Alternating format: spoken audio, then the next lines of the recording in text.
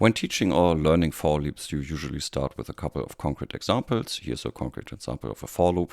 How can we possibly know which values I will take? Well, we can simply log I to the terminal and observe the output, right? So that's simple, from code to the values.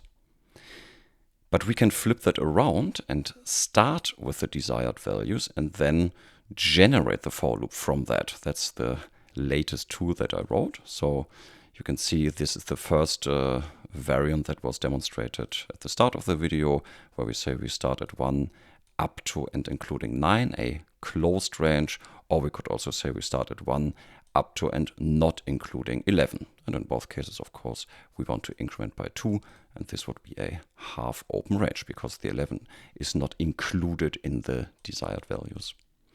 Okay, and sometimes C++ programmers prefer to write not equals instead of less than because some types offer equality comparisons but not less than comparisons. For example, forward iterators.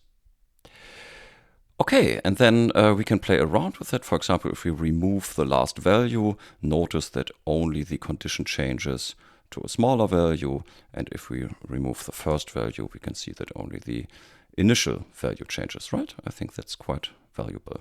Or if we remove the 5, then of course the delta will change. Okay, what happens if we only provide a single value? Then we get an error message because you don't really need a loop if you only have a single value.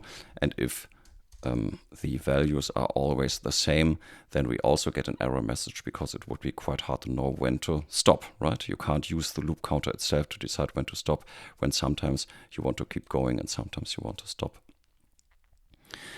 Okay, and what happens if we, for example, observe the prime numbers? This also doesn't work with the simple for loop because here we have a difference of 1, whereas for the other numbers we have a difference of 2. So that's how the tool works. It computes the differences, the deltas between the numbers, and if they are all the same, for example, in the example like this, they would all be 2, and then of course, trivially, the 2 can be generated here, right? The initial value is, of course, the initial value, and the last value is here. And if you add the last value and the delta, then you get this limit here.